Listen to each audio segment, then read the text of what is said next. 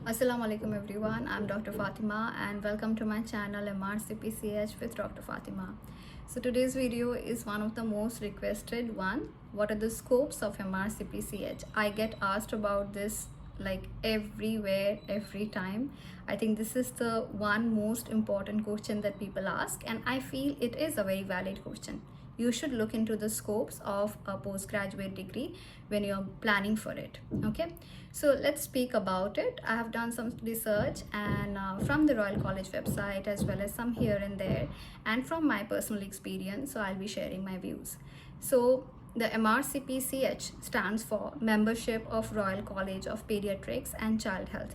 So once you clear the MRCPCH exam, which consists of 3 theory exam and 1 clinical exam, you will become a member of Royal College of Pediatrics and Child Health UK. Okay, so by default, once you get the membership, you will become a registered doctor in the UK. That is, you'll get the GMC registration. Okay, that's great. So if you are a doctor in the UK, I'm assuming if you're working as a doctor, if you have gone through say via PLAB or any other route, it is a compulsory exam in case you want to be a pediatric doctor, or say you are into pediatric training. It is absolutely compulsory for the pediatric trainees in the UK to appear for the exam. Whereas for the overseas doctors, obviously it's an option, and depending on what you're looking for in life, what you're looking for in your career, that's how you're going to decide. So for the overseas doctor, what are the scopes for that?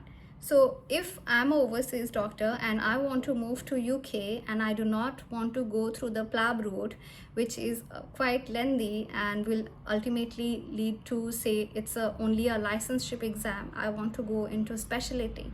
So in that case, if I complete MRCPCH, I will directly be able to get the GMC registration as well as work as a SD4 pediatric trainee, that is year 4 resident, okay, in the UK. That is the trainee level. In case I don't want to work as a trainee, I simply want to work as a senior registrar or a registrar. Okay, in that case, after getting MRCPCH, I can move to the UK and work as a registrar. Okay, and say you are not interested to move to the UK. In that case, if you have MRCPCH, you will by default get the membership of Royal College of Ireland. All right, that is, you do not have to clear the MRCPI exam. You will also get the registration to practice in Ireland. So with the MRCPCH, you get the registration to practice in the UK as a pediatric trainee or as a registrar, or you can become a pediatric trainee or a registrar in the Ireland. What about the rest of the world? So what happens is that in a lot of South Asian countries, they have made certain rules about the MRCPCH candidates. In some of the countries, they do recognize MRCPCH. For example, if I talk about Bangladesh, which is my country, in that case, once you pass MRCPCH, you can directly go and appear. That is, along with that, if you have 2 to 3 years of experience, you can directly go for FCPS part final, that is FCPS final exam. Given that you may need to submit certain documents and the training experience. Okay, so that is really good for someone who is in a South Asian country. I believe it is also accredited in Pakistan. About India, I have seen a lot of doctors from India doing MRCPCH, so I'm not very much sure about the condition there. But yes, definitely, even if you do not go for bypassing the FCPS part 1 and directly going for FCPS final part, even then you can work in corporate hospitals, right? So that's a really good way. And now let's come to the Middle Eastern country. I live in the Middle East, and the Royal College exams are everywhere. Okay, whether it's MRCP, MRCOG, MRCS, MRCPCH, you go to a good hospital, you'll always find Royal College degrees. Now in some of the Middle Eastern countries, it is absolutely compulsory for the residents as well as some of the doctors to obtain the membership of Royal College exams. So that is the reason a lot of Middle Eastern doctors also go for the Royal College exam. Okay, along with that, in some countries like Singapore, Malaysia, and other Central Asian countries it is validated. So after completing MRCPCH, you can get the license from that country. For example, Singapore. So if you have completed MRCPCH and you give exam, the final exam, clinical exam of MRCPCH in Singapore Center, you will by default get the license to practice in Singapore as well. Okay. Apart from that, it will make you eligible to work in like different health system. There's like a wide variety of opportunities. Okay. And to me, the most important thing is that you're getting something of international, it's an international level degree.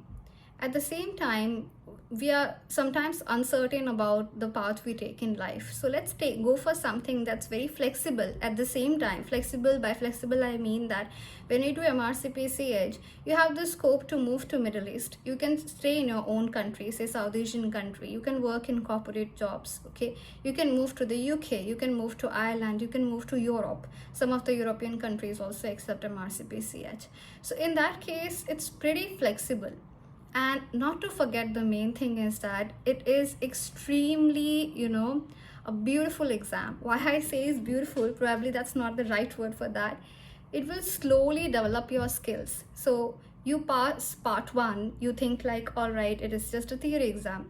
You pass part 2, you think like, oh, it's a bit more intense. Then you go for part 3, it's all correlated, and you'll find yourself that you have developed beautiful skills to look through things. It's not only important to treat the patients. You should be able to see behind what is the pathophysiology of the disease. I mean, we are not prescribing only medications. You should be knowing everything.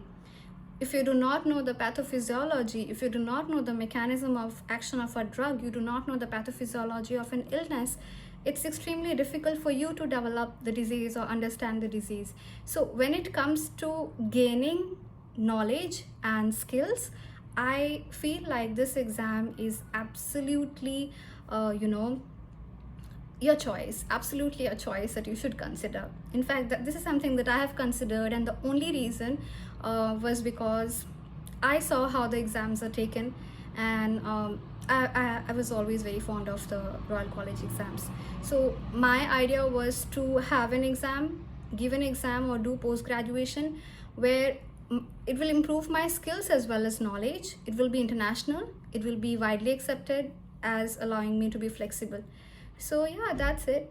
And let me tell you, the best time, okay, there is no exactly best time, but because I have candidates in my class who are like 60 plus, 70 plus. I have candidates who just completed internship. I have completed who are first year resident, second year, third year, fourth year resident, because in some countries the residency is extended till 4 years, 5 years. So it's like there are candidates from different age group. Everybody is looking for the Royal College exam.